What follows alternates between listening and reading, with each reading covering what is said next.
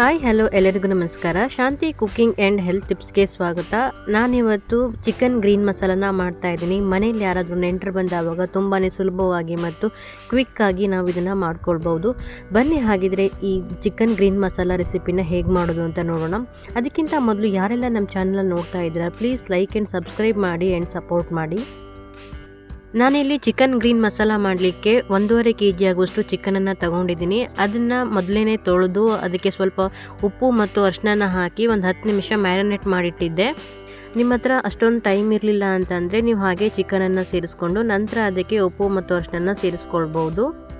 ನಾನಿಲ್ಲಿ chicken green masala ಮಾಡಲಿಕ್ಕೆ ಒಂದು ಕುಕ್ಕರನ್ನು ತೊಗೊಂಡಿದ್ದೀನಿ. ಕುಕ್ಕರ್ಗೆ 2 ಸ್ಪೂನ್ ಆಗುವಷ್ಟು ಎಣ್ಣೆನ ಸೇರಿಸ್ಕೊಂಡು ಒಂದು ಈರುಳ್ಳಿನ ಸಣ್ಣದಾಗಿ ಕಟ್ ಮಾಡಿಕೊಂಡು ಸೇರಿಸ್ಕೊಂಡಿದ್ದೀನಿ. ಹಾಗೆ ಅದಕ್ಕೆ 1 ಸ್ಪೂನ್ ಆಗುವಷ್ಟು ಶುಂಠಿ ಬೆಳ್ಳುಳ್ಳಿ ಪೇಸ್ಟನ್ನು ಸೇರಿಸ್ಕೊಂಡು ಈರುಳ್ಳಿ ಜೊತೆಗೆ ಚೆನ್ನಾಗಿ ಫ್ರೈ ಮಾಡ್ಕೊಳ್ತಾ ಇದ್ದೀನಿ. ಈರುಳ್ಳಿ ಎಲ್ಲ ಸ್ವಲ್ಪ ಫ್ರೈ ಆದ ನಂತರ ಅಂದರೆ ಕಲರೆಲ್ಲ ಸ್ವಲ್ಪ ಚೇಂಜ್ ಆದ ನಂತರ ಇವಾಗ ಇದಕ್ಕೆ ಮ್ಯಾರಿನೇಟ್ ಮಾಡಿಟ್ಕೊಂಡಿರುವಂತಹ ಚಿಕನನ್ನು ಸೇರಿಸ್ಕೊಳ್ತಾ ಇದ್ದೀನಿ. ನಾನು ಆಗಲೇ ಹೇಳಿದಾಗೆ ನಿಮಗೆ ಅಷ್ಟೊಂದು ಟೈಮ್ ಇರಲಿಲ್ಲ ಅಂತ ಅಂದರೆ ಇವಾಗ ಚಿಕನನ್ನು ಡೈರೆಕ್ಟಾಗಿ ಹಾಕಿ ಉಪ್ಪು ಮತ್ತು ಖಾರನ ಸೇರಿಸ್ಕೊಳ್ಬೋದು. ಚಿಕನನ್ನು ಸೇರಿಸ್ಕೊಂಡ ನಂತರ ಈರುಳ್ಳಿ ಜೊತೆ ಹೊಂದ್ಕೊಳ್ಳೋ ಹಾಗೆ ಚೆನ್ನಾಗಿ ಇದನ್ನು ನಾವು ಫ್ರೈ ಮಾಡ್ಕೊಳ್ಬೇಕು. ಬ್ಯಾಚುಲರ್ಸ್ಗಳಂತೂ ಈ ರೀತಿ ಚಿಕನ್ ಗ್ರೀನ್ ಮಸಾಲಾನ ತುಂಬಾ ಸುಲಭವಾಗಿ ಮತ್ತು ಬೇಗನೆ ಮಾಡ್ಕೊಳ್ಬೋದು. ಚೆನ್ನಾಗಿ ಮಿಕ್ಸ್ ಮಾಡ್ಕೊಂಡ ನಂತರ ನಾನು ಇದಕ್ಕೆ 1 ಟೊಮೊಟೊನ ಸಣ್ಣದಾಗಿ ಕಟ್ ಮಾಡಿಕೊಂಡು ಸೇರಿಸ್ಕೊಳ್ತಾ ಇದ್ದೀನಿ. ಹಾಗೆ ಟೊಮೊಟೊನ ಸೇರಿಸ್ಕೊಂಡ ನಂತರ ಮತ್ತೊಮ್ಮೆ ಚೆನ್ನಾಗಿ ಮಿಕ್ಸ್ ಮಾಡ್ಕೊಳ್ತಾ ಇದ್ದೀನಿ. ನಾವು ಇದಕ್ಕೆ ಎಕ್ಸ್ಟ್ರಾ ನೀರೇನು ಸೇರಿಸ್ಕೊಳ್ಳೋದು ಬೇಕಾಗಿಲ್ಲ, ಚಿಕನ್ ಹಾಗೆ ನೀರು ಬಿಟ್ಕೊಳ್ಳುತ್ತೆ. ಇವಾಗ ಇದನ್ನು ಒಂದು 5 ನಿಮಿಷ ಮುಚ್ಚಿಬಿಟ್ಟು ಬೇಯಿಸ್ಕೊಳ್ತಾ ಇದ್ದೀನಿ. ಚಿಕನ್ ಬೇಯುವಷ್ಟರಲ್ಲಿ ಈ ಕಡೆ ಒಂದು ಮಸಾಲೆಗೆ ರೆಡಿ ಮಾಡ್ಕೊಳ್ತೀನಿ. ಮಸಾಲೆಗೆ ಒಂದು ದೊಡ್ಡದಾಗಿರುವ ಈರುಳ್ಳಿನ ಕಟ್ ಮಾಡ್ಕೊಂಡು ಸೇರಿಸ್ಕೊಂಡಿದ್ದೀನಿ. ಹಾಗೆ ಶುಂಠಿ ಮತ್ತು ಬೆಳ್ಳುಳ್ಳಿನ ಸೇರಿಸ್ಕೊಂಡು 2 ಸ್ಪೂನ್ ಆಗೋಷ್ಟು ಗೋಡಂಬಿ ಪೌಡ್ರನ್ನ ಸೇರಿಸ್ಕೊಳ್ತಾ ಇದ್ದೀನಿ. ನಿಮ್ಮ ಹತ್ರ ಗೋಡಂಬಿ ಇತ್ತು ಅಂದರೆ ಡೈರೆಕ್ಟಾಗಿ ಗೋಡಂಬಿನ ಸಹಿತ ಸೇರಿಸ್ಕೊಳ್ಬೋದು.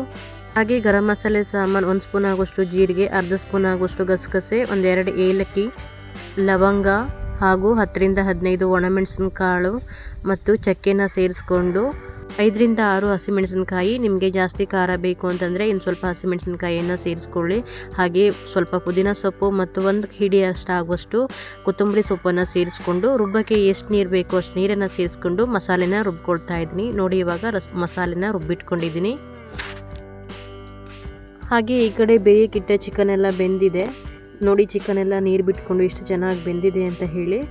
ಹಾಗೆ ಸೌಟಿಂದ ಒಂದ್ಸಲ ಚೆನ್ನಾಗಿ ತಿರುಗಿಸ್ಕೊಂಡು ಇವಾಗ ಇದಕ್ಕೆ ರುಬ್ಬಿಟ್ಕೊಂಡಿರುವಂತಹ ಗ್ರೀನ್ ಮಸಾಲ ಪೇಸ್ಟನ್ನು ಸೇರಿಸ್ಕೊಳ್ತಾ ಇದ್ದೀನಿ. ಹಾಗೆ ಮಿಕ್ಸಿ ಜಾರನ್ನು ಸಹಿತ ತೊಳೆದು ಸ್ವಲ್ಪ ನೀರನ್ನು ಸೇರಿಸ್ಕೊಳ್ತಾ ಇದ್ದೀನಿ. ನಿಮಗೆ ಸಾಂಬಾರ್ ಕನ್ಸಿಸ್ಟೆನ್ಸಿ ಯಾವ ರೀತಿ ಬೇಕೋ ಅಷ್ಟು ನೀರನ್ನು ಸೇರಿಸ್ಕೊಳ್ಳಿ. ದಪ್ಪ ಬೇಕು ಅಂತಂದರೆ ಸ್ವಲ್ಪ ನೀರನ್ನು ಕಮ್ಮಿ ಸೇರಿಸ್ಕೊಳ್ಳಿ. ಮಸಾಲೆನ ಸೇರಿಸ್ಕೊಂಡ ನಂತರ ಒಮ್ಮೆ ಚೆನ್ನಾಗಿ ಮಿಕ್ಸ್ ಮಾಡಿಬಿಟ್ಟು ಇವಾಗ ಇದಕ್ಕೆ ರುಚಿಗೆ ಬೇಕಾದಷ್ಟು ಉಪ್ಪನ್ನು ಸೇರಿಸ್ಕೊಳ್ತಾ ಇದ್ದೀನಿ. ನಾನು ಆಲ್ರೆಡಿ ಚಿಕನನ್ನು ಮ್ಯಾರಿನೇಟ್ ಮಾಡಲಿಕ್ಕೆ ಸ್ವಲ್ಪ ಉಪ್ಪನ್ನು ಸೇರಿಸ್ಕೊಂಡಿದ್ದೆ, ಅದಕ್ಕೆ ಇವಾಗ ಸ್ವಲ್ಪನೇ ಉಪ್ಪನ್ನು ಸೇರಿಸ್ಕೊಳ್ತಾ ಇದ್ದೀನಿ. ಹಾಗೆ ಇದಕ್ಕೆ ಇವಾಗ 1-2 ಸ್ಪೂನ್ ಆಗುವಷ್ಟು ತೇಜು ಚಿಕನ್ ಮಸಾಲ ಪೌಡ್ರನ್ನ ಸೇರಿಸ್ಕೊಳ್ತಾ ಇದ್ದೀನಿ. ಇದು ಆಪ್ಷನಲ್, ನಿಮ್ಗೆ ಬೇಕು ಅಂತಂದರೆ ಸೇರಿಸ್ಕೊಳ್ಳಿ, ಇಲ್ಲಾಂದರೆ ಸ್ಕಿಪ್ ಮಾಡಿ. ಇಲ್ಲ ಅಂತಂದರೆ ನಿಮ್ಮ ಹತ್ರ ಯಾವ ಚಿಕನ್ ಮಸಾಲ ಇತ್ತು ಅದನ್ನೇ ಸೇರಿಸ್ಕೊಳ್ಳಿ.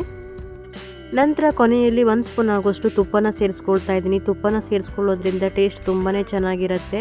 ತುಪ್ಪನ ಸೇರಿಸ್ಕೊಂಡ ನಂತರ ಒಮ್ಮೆ ಇನ್ನೊಂದು ಸಲ ಚೆನ್ನಾಗಿ ಮಿಕ್ಸ್ ಮಾಡಿಬಿಟ್ಟು ಸಾಂಬಾರನ್ನು ಒಂದು 5 ನಿಮಿಷ ಮುಚ್ಚಿಬಿಟ್ಟು ಕುದಿಸ್ಕೊಳ್ತಾ ಇದ್ದೀನಿ. ಇವಾಗ ಬರೀ 5 ನಿಮಿಷ ಕುದಿಸ್ಕೊಂಡ್ರೆ ಸಾಕು. ನೋಡಿ ಇವಾಗ 5 ನಿಮಿಷ ಆದ ನಂತರ ಸಾಂಬಾರು ಚೆನ್ನಾಗಿ ಕುದೀತಾ ಇದೆ. ಕೊನೆಯಲ್ಲಿ ಇದಕ್ಕೆ ಕಟ್ ಮಾಡಿಟ್ಕೊಂಡಿರುವಂತಹ ಕೊತ್ತಂಬರಿ ಸೊಪ್ಪನ್ನು ಸೇರಿಸ್ಕೊಂಡು ಒಮ್ಮೆ ಚೆನ್ನಾಗಿ ಮಿಕ್ಸ್ ಮಾಡ್ಕೊಳ್ತಾ ಇದ್ದೀನಿ. ನೋಡಿದ್ರಲ್ಲ ಚಿಕನ್ ಗ್ರೀನ್ ಮಸಾಲಾನ ಎಷ್ಟು ಸುಲಭವಾಗಿ ಮತ್ತು ಬೇಗನೆ ಮಾಡ್ಕೊಳ್ಬೋದು ಅಂತ ಹೇಳಿ.